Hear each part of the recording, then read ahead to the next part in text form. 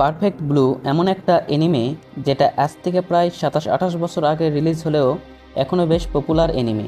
আর তার মেইন কারণ হচ্ছে এই এনিমের আনএক্সপেক্টেড প্লট টুইস্ট, যার কারণে এই এনিমে দেখার পরে অনেকের মনে অনেক প্রশ্ন থেকে যায়। আর আজকে আমরা এই এনিমেটাই এক্সপ্লেন করব আর সবার প্রশ্নের উত্তর দেওয়ার চেষ্টা করব। সো দেরি না করে চলো শুরু করা যাক। শুরুতেই বলে রাখি, এই অ্যানিমেটা একটা মেয়েকে নিয়ে, যার নাম মিমা কিডোকো।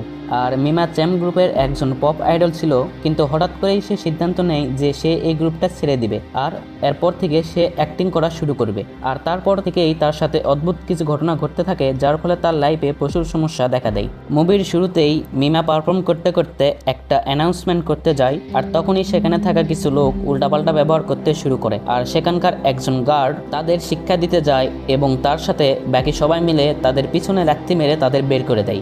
আর এই গার্ডের নাম হচ্ছে মিমানিয়া, যে মিমাকে সিক্রেটলি লাইক করত। তারপর মিমা সবাইকে বলে যে সে আর এই ক্যারিয়ার কন্টিনিউ করবে না, আর এরপর থেকে সে অ্যাক্টিং শুরু করবে। যেটা শুনে তার বেশিরভাগ ফ্যান্সরাই, স্পেশালি মিমানিয়া, অনেক হার্ট হয়। তার এই সিদ্ধান্তে তার ম্যানেজার অ্যান্ড ফ্রেন্ড রুমি বাধা দিতে চাইলে মিমা তা শোনে না। যাই হোক, এরপর সে তার লাস্ট পারফর্ম করে সেখান থেকে চলে যায়। আর এই ঘটনার কিছুদিন পরেই তার কাছে একটা লেটার আসে, আর এটা কোনো লাভ লেটার না। এই লেটারে লেখা ছিল ট্রেইটর, অর্থাৎ বিশ্বাসঘাতক, যা থেকে স্পষ্ট বোঝা যায় এটা তার কোনো ফ্যান্সরাই তাকে পাঠিয়েছে। কিছুদিন পরে তার কাছে আরও একটা লেটার আসে, যেখানে একটা ওয়েবসাইটের অ্যাড্রেস দেওয়া ছিল। আর মিমা রুমির সাহায্য নিয়ে সেই ওয়েবসাইটটা ওপেন করে। আর হ্যাঁ, শুরুতেই বলেছিলাম যে এই অ্যানিমেটা অনেক আগের, আর সেই সময় ইন্টারনেট চালানো খুব একটা সহজ ছিল না, তাই রুমি মিমাকে ইন্টারনেট চালাতে সাহায্য করে। আর এরপর মিমা সেই ওয়েবসাইটে গিয়ে অনেক শকড হয়ে যায়, কারণ এই ওয়েবসাইটটা ছিল তারই একটা ফ্যান পেজ। আর এরপর থেকেই মিমা সেই ওয়েবসাইটে বেশি বেশি টাইম স্পেন্ড করতে থাকে, আর ধীরে ধীরে বুঝতে থাকে যে এই সাইটে শুধু তার ক্যারিয়ার সম্পর্কে না, এখানে তার পার্সোনাল ইনফরমেশান, মানে সে কখন কোথায় যায়, কার সাথে দেখা করে, এমনকি সে কোন ব্র্যান্ডের প্রোডাক্ট ইউজ করে, ইত্যাদি ইত্যাদি ইনফরমেশনও দেওয়া ছিল, যা দেখে সে অনেক ঘাবড়ে যায়। আর এরপর আমাদের দেখানো হয় যে এই সকল ইনফরমেশানগুলো মিমানিয়া ওই সাইটে আপডেট করছিল। তারপরের দিন মিমা শুটিংয়ে যায়, আর তাকে একটা ডায়লগ দেওয়া হয়, আর সে সেই ডায়লগটা প্র্যাকটিস করতে থাকে। কিন্তু কিছুক্ষণ পর দেখা যায় মিমার একজন ফ্যান তাকে একটা লেটার দিয়েছিল, যা তার এজেন্ট টোডোকো ওপেন করে, আর একটা এক্সপ্লোশন হয় যাতে তার এজেন্ট হার্ট হয়। এর থেকে এটা ক্লিয়ার হয়ে যায় যে এই লেটারটা মিমাকে হার্ট করার জন্যই দেওয়া হয়েছিল। অন্যদিকে মিমা চ্যাম গ্রুপ লিভ করার পর তার বাকি দুই মেম্বাররা তাকে ছাড়াই অনেক ভালোভাবে গ্রো করছিল। আর এত কিছু হওয়ায় মিমা ধীরে ধীরে ডিপ্রেশনে যায়, আর ভাবতে থাকে যে এই চ্যাম গ্রুপ ছেড়ে দেওয়ার সিদ্ধান্তটা কি আসলেই ঠিক ছিল। আর এত কিছু হওয়ার পরেও সে কাউকে কিছু বলে না, আর নিজে নিজে স্ট্রাগল করতে থাকে। তারপর একদিন মিমার এজেন্ট তাদের স্ক্রিপ্ট রাইটারকে বলে যে মিমাকে যেন আরও একটু বেশি স্ক্রিন টাইম দেওয়া হয়। তারপর সেই স্ক্রিপ্ট রাইটার মিমার জন্য নতুন একটি সিন আনে, যাতে সে বেশি স্ক্রিন টাইম পাবে, বাট এই সিনটা একটু ডিস্টার্বিং ছিল। আসলে গাইস, এটা একটা রেপ সিন ছিল। আর এটা দেখে রুমি কিছুতেই রাজি হচ্ছিল না, কারণ সে চায় না যে ক্যারিয়ারের শুরুতেই মিমাকে দিয়ে এরকম কিছু করানো হোক। কিন্তু মিমা বলে যদি তাকে একটাই সাথে এরকম করতে হয় তাহলে সে এরকমটাই করবে।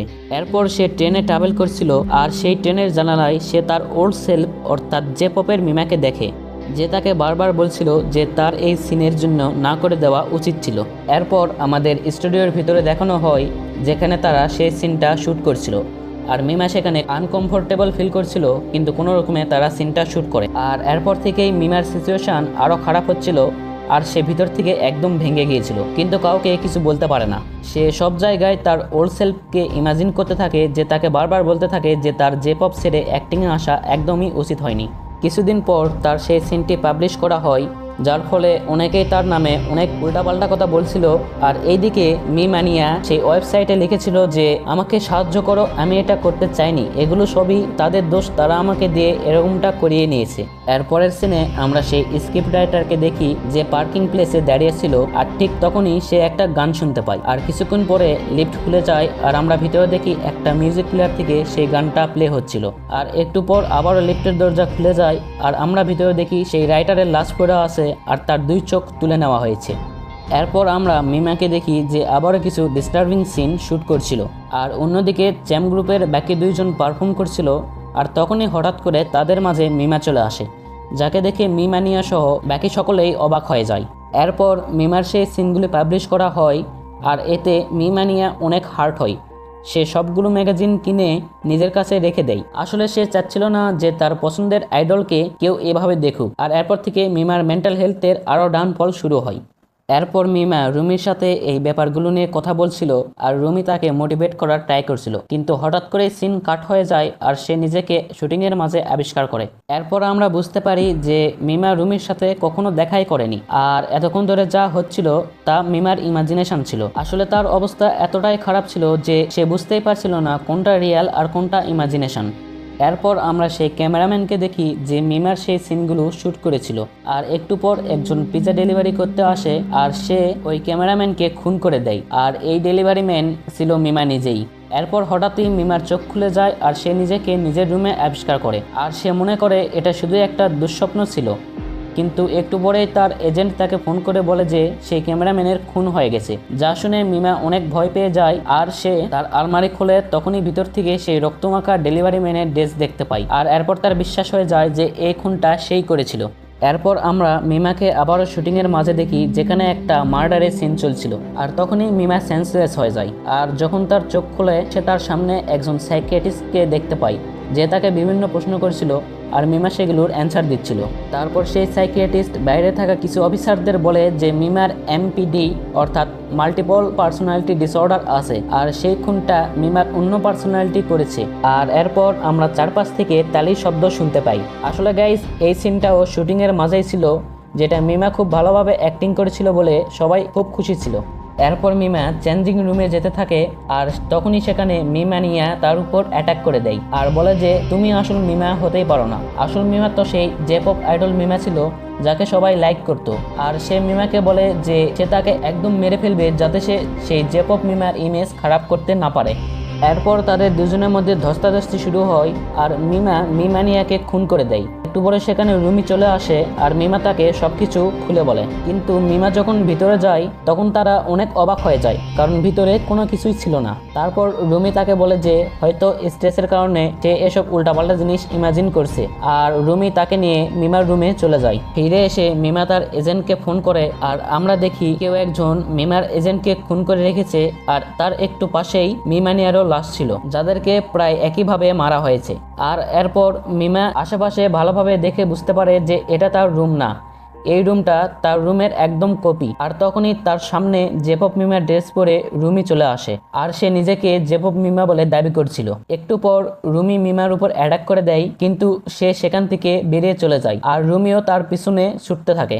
এরপর তাদের মাঝে আবারও ধস্তাধস্তি শুরু হয়, আর এতে করে রুমি একটু আহত হয়। তারপর হঠাৎ করেই রুমি রাস্তার মাঝে চলে যায়, আর তখনই সেখানে একটা ট্রাক চলে আসে যে রুমিকে ধাক্কা দিতেই যাচ্ছিল, কিন্তু তখনই সেখানে মিমা আসে আর তাকে বাঁচিয়ে নেয়। এরপর স্টোরি কিছু মাস এগিয়ে যায়, আর আমরা দেখি মিমা রুমিকে দেখতে হসপিটালে আসে, আর এইদিকে রুমিও ধীরে ধীরে সুস্থ হচ্ছিল, যদিও বা সে মাঝে মধ্যে নিজেকে মিমার রূপে দেখতে থাকে। আসলে গাইস এখানে রুমির এমপিডি ছিল, তাই সে নিজেকে মিমার রূপে দেখত। আর এরপর মিমা সেখান থেকে চলে যায়, আর এরপরেই মুভিটা শেষ হয়ে যায়। মুভিটা শেষ হলেও আমি জানি অনেকের মনে অনেক ধরনের প্রশ্ন থাকে, তো বেশি দেরি না করে চলো সেই প্রশ্নগুলোর অ্যান্সার দেওয়া যাক।